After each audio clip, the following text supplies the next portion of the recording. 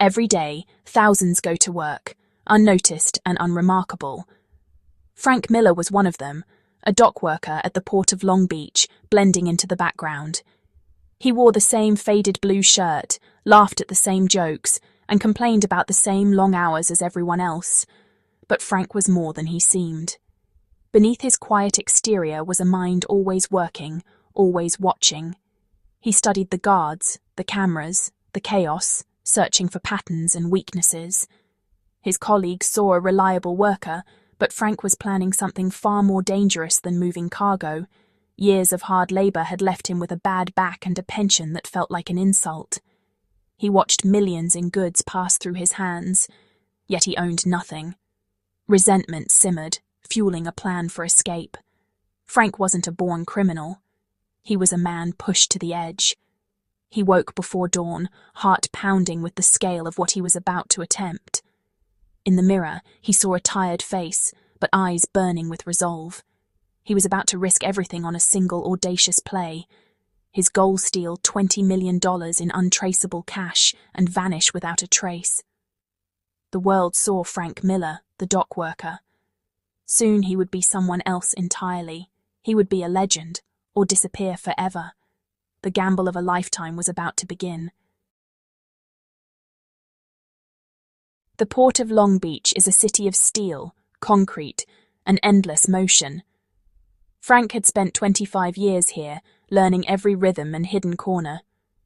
From his crane, he watched the ballet of containers, trucks, and security patrols. He was part of the scenery, friendly, reliable, but never memorable.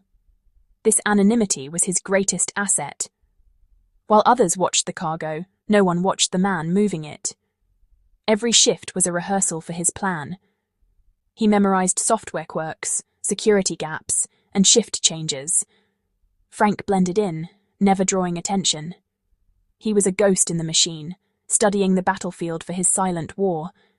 The port was not just his workplace, it was his chessboard.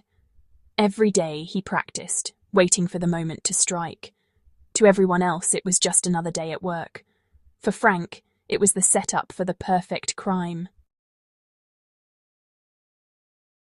The plan grew slowly, born from routine and observation.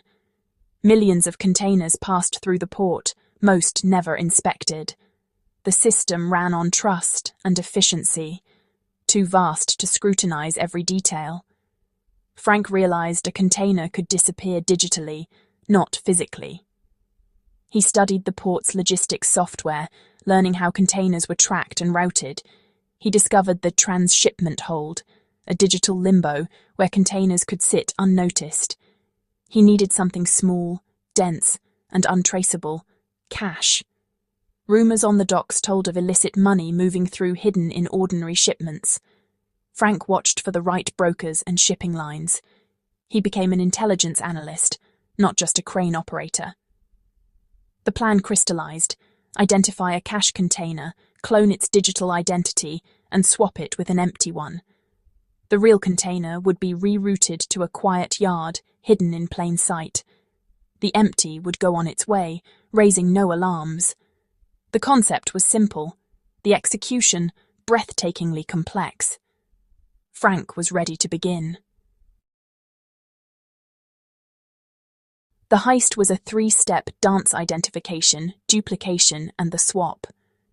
Frank found his target, a container from a shady logistics firm, listed as machine parts, but clearly something more.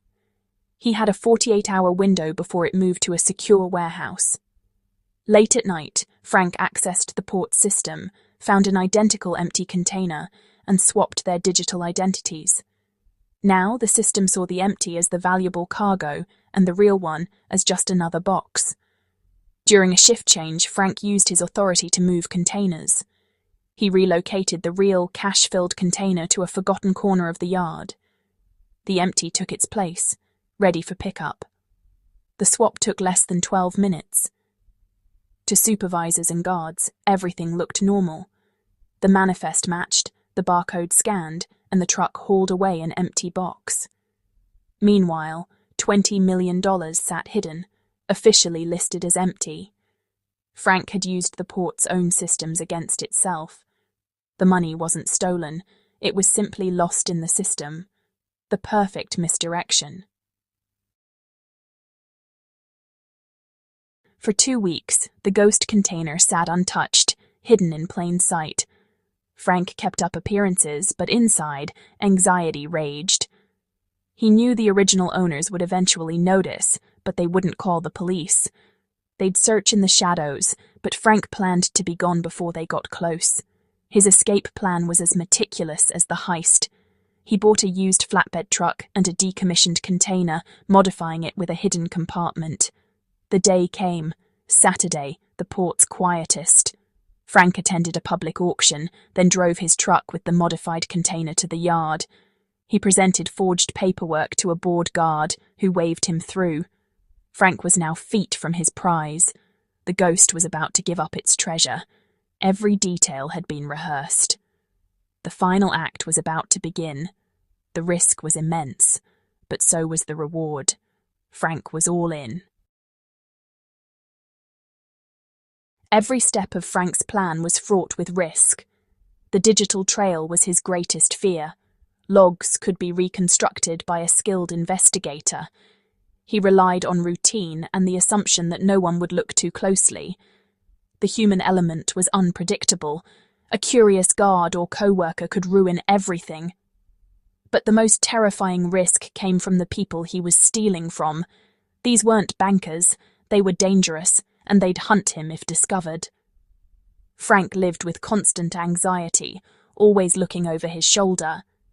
But the alternative, a life of poverty and invisibility, was worse. He wasn't driven by greed, but by desperation and a sense of justice. This was his one shot at freedom. The risk was enormous, but so was the cost of doing nothing. For Frank, it was now or never. He chose to bet on himself. As dusk fell, Frank drove into the transshipment yard. He found the ghost container, heart pounding. He worked quickly, moving the container next to his own. With bolt cutters, he broke the seal and opened the doors. Inside, duffel bags packed with cash. He transferred the bags to the hidden compartment in his container, sweat pouring, back aching. Over £2,000 of cash moved in under an hour. He resealed the empty ghost container and moved it to a new spot. Then he loaded his own container onto the truck. At the gate, the guard barely glanced at his paperwork. Frank drove out, unnoticed, carrying a fortune. The heist was complete. No alarms, no suspicion. Frank Miller left the port for the last time. He was just another worker ending his shift. No one knew what he carried. The perfect crime was in motion. Now, he had to disappear. Frank drove away, blending into traffic, calm and methodical. He headed east to a remote storage facility he'd prepared months before. Under cover of night, he transferred the cash to a storage unit. He abandoned the truck and container far away, leaving no trail. Frank's own disappearance was just as careful. He left his car at the airport, then vanished by bus, state by state. He paid in cash, erasing his old identity mile by mile. A week later, a man named David Harrison opened a bank account in rural Oregon. He deposited small amounts, blending in. Over months, he laundered the money through small businesses and investments. Frank Miller was gone. He had vanished without a trace. The ghost had walked away. Years passed, and the missing 20 million became legend at the port. The investigation went nowhere. The crime was perfect. Frank's disappearance was barely noticed. In the Pacific Northwest, David Harrison lived quietly. No mansions, no flashy cars, just a modest house and a small bookstore. He was respected, kind, and content. The money was his secret, a foundation for a simple, free life. Sometimes he'd reflect on the man he used to be. He felt no guilt, only relief. He had beaten a system designed to crush him. He traded a life of labor for one of peace. The heist remained a mystery, the money gone, the culprit a ghost. David Harrison smiled at the cold case stories, knowing the truth. He was the man who never was, the ghost who pulled off the impossible, and no one would ever know.